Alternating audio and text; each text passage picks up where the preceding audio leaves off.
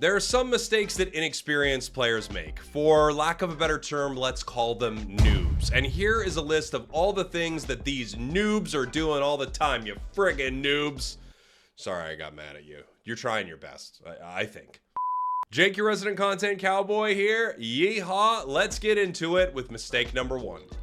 Chasing opponents onto a tier 2 goal zone. This feels like it happens way too often, especially near the end of the match. For whatever reason, people feel like they can fight the enemy on a tier 2 goal zone, and it's really hard to do. The shields are massive, the healing is massive, the jump pads are up after the 5-minute mark, and people are landing on your heads. You're not a hero right now, you're throwing the game away. I'm begging you, Gyarados, come to Rayquaza, we need you, buddy. Unfortunately, this is one of the biggest noob traps in the game. If there needed to be a Venus noob trap, this is it. It looks so inviting. Just come score. Just come fight us right here. And then boom, you get swallowed up and the game is over.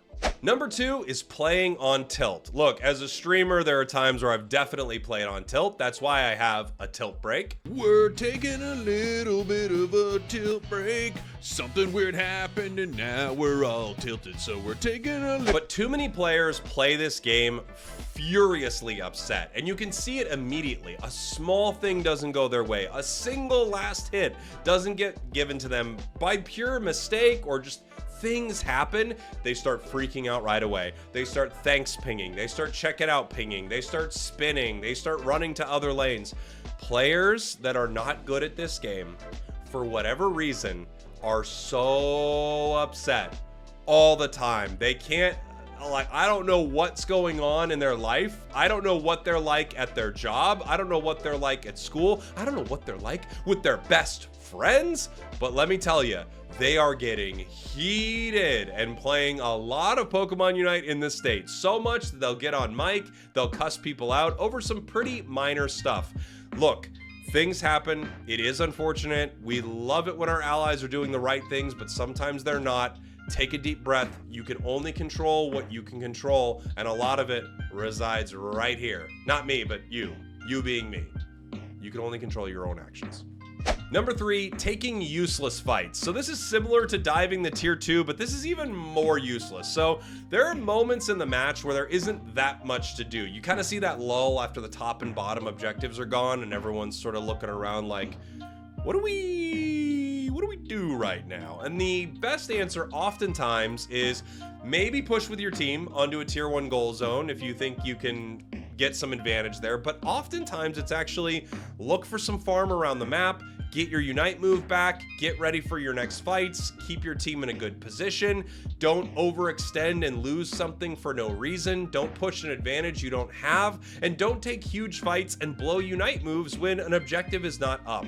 Oftentimes I think it's important to think about, where can I actually get value for my team? And a lot of times scoring 10 points in a goal zone isn't exactly it. You would actually get more value being ready for the next big fight at a big objective. Number 4 is refusing to help your team make a good team composition. We get it. You want to play Zeraora. You're not going to change your mind. And unfortunately for your team, they don't really need a Zeraora, especially when they're in draft. This is one of the crazier ones for me, but the final 2 picks in draft often go to, well, they do go to the lowest ranked allies on your team through the game's hidden matchmaking rating, the hidden MMR inside the game. The only times that's not the case is when you're paired with a duo or trio, then they get priorities, and then the last picks go to the remaining players. So the lower ranked players have the final picks of a match, and those players often refuse to do anything that the team needs. Obviously, the higher pick players are going to try to take priority Pokemon away from the enemy team. Right now, for instance, things like Charizard, Cerulege, Ho-Oh, Slowbro, Mimikyu, like Pokemon that are really dominant in the meta right now, they try to grab some of those picks. Then some of the later picks need to be filled in by the team. If someone doesn't get a defender in the first couple picks, maybe it's time for you to pick a defender, or the team needs a supporter. Now, I will throw this out there. I actually understand where the players at the bottom of the rung, where they're coming from, I should say, because it's unfortunate for them that they're expected to fill defender support every time. They shouldn't be. In fact, some of the, not the first, but some of the earlier picks could easily go over to defenders, and maybe the 3rd or 4th over to a supporter. However, Low-ranked players seem to refuse to fill no matter what. They're going to play Razorleaf Decidueye. They simply don't care, and this is the world we are living in because they're doing what they want to do.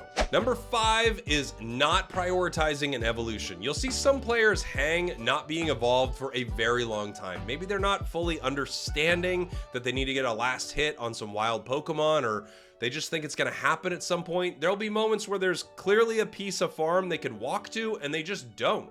They're just standing there waiting for the next thing to happen, and all they need to do is get one last hit, tick over to their evolution, get a new move, get a huge power spike, but for whatever reason, they just stay under-leveled. They stay not evolved, and this is why oftentimes 3-stage evolution players, you will see deep into the game on a Pokemon still where you're going, how are you Wartortle? Like, we are at the 3-minute mark, and trust me, before Wartortle evolved at level 7 to Blastoise, when it used to be 9, you would see some Wartortles at Ray, and it was, well, it was something.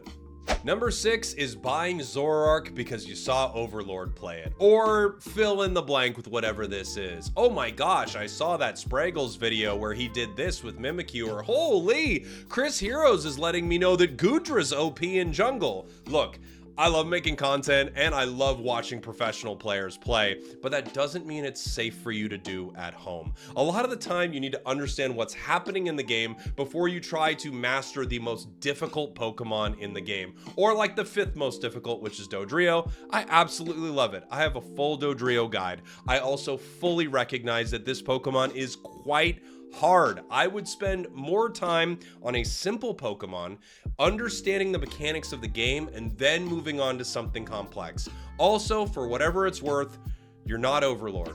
I'm not Overlord. Sometimes I don't even know if Overlord is Overlord. Number 7, playing super aggressive under the 3-minute mark. For some reason, teams get crazy. Not right at Ray, but right before Ray, in a spot that gets really scary and really dicey for the crew. You'll often see 1 or 2 players peel off and try to fight the enemies, as we talked about earlier, kind of near a tier 2. The scariest time for them to do this is at like 2 minutes 45 seconds. They can last long enough so that when they get KO'd, they have a 25-30 second timer for Rayquaza, and the enemy team has a massive advantage. I'm not really sure what compels people to take this fight. Now, I understand a bit if there's an objective top or bottom, which does happen. In fact, in those moments, that can sometimes turn into the Rayquaza fight in and of itself. But in general, I think players who are inexperienced, noobs, end up fighting way too hard, way too close to Rayquaza. Instead, what you should be doing in this moment is taking any opportunity to farm back a Unite move, making sure something weird is not happening, perhaps defending an objective so neither team gets it, or, of course, if no one on the enemy team is there, you can easily just wipe it off the map, cool, but I would watch out for big fights under 3 minutes. Number 8's a tricky one, and it's not playing around move cooldowns. So you'll see some players not really understand that the enemy has thrown their Unite moves, and they're sort of out of moves here for a second, and this is a good opportunity to fight. Instead, they'll take fights where the enemy's fully good to go on all their cooldowns. They hit you with every stun that they can, and then the fight is over. You'll see players surprised that your speedster didn't engage or something like that, when really they could not. If they jump in with the enemy having all of their cooldowns up, they're just going to immediately get hit by that wood hammer or that heavy slam from Snorlax, and then all of a sudden they are stunned out of the entire fight.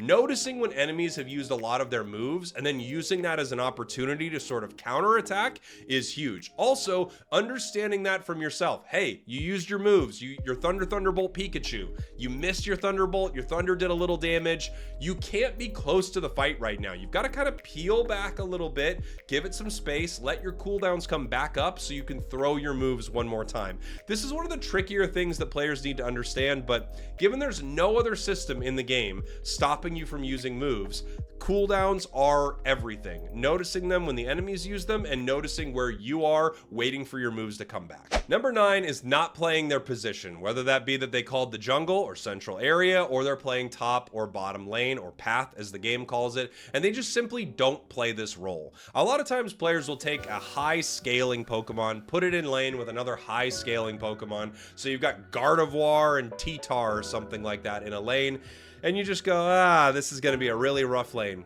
And you know what? Shocker, it is. They're running into Slowbro Pikachu or something like that, and they get absolutely rolled. I think players don't spend time thinking, hey, what actually works right here? Oh, my ally is Machamp. I'm gonna need to be a supporter or defender that has good secure with EXP share. That's the only way this Machamp is gonna do well in this lane, Zarina, etc., right? I think players need to recognize this so that they can actually have lanes that they win. Otherwise, they're just hoping they get a good secure. Oh no, I'm still underleveled. Well, it's because you're not playing your position very well and you're not making good decisions for it. The other is jungle.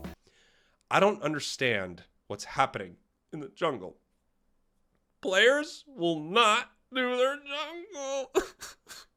Cut the camera.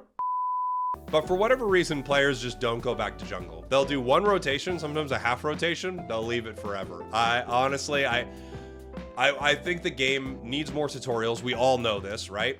And I think without question, a tutorial about how to jungle would be extremely valuable because no one has any idea what they're doing. I have multiple videos on the channel if you want to see it. Like, I think one's called like watch this before you jungle. That's a great one. You just have to understand how to do your rotation, how to fight, and then how to go back and do your rotation. There's a flow to it, you know? It's like waves. You move in and out, and you keep getting your jungle, because otherwise, the enemies are gonna get it. And they do, because they notice, hey, no one's over there, and I'm Leafeon, I'm taking their jungle all game. Number 10 is something that I talk about all the time. When players ask me how they want to get better at the game, this is one of the biggest things I mention. Number 10 is players not using their Unite moves at the right time. If you are using your Unite move with almost any Pokemon, except for like 3, under the 3-minute mark, but before like the 2-minute mark, you are almost actively throwing your chances of the game. Your chances of winning go down considerably. Again, unless like it's the 3-minute mark in your Delphox or something, you'll get it back. But in general, players will blow their Unite move at like 245, 230, for nothing. They're just kind of fighting the enemy. They'll Blastoise Unite one enemy and you think, we just lost one of the best Unites in the game for absolutely no reason. It happens so much. If there's one thing, please, most Pokemon, under like 3 minutes, 30 seconds, don't Unite till Ray. Just don't Unite till the Ray fight. Have a Unite at Ray, use it. Your win rate will go up. Period. Even if you use it poorly, you'll have the buffs from it. You might have Buddy Barrier and give a shield. Use your Unite at Ray. Oh, I'm begging you! So there you have it. 10 mistakes noobs make. Let me know one that I missed down in the comments. Thanks for watching. Thanks for listening. I love you, and I'll see y'all next time.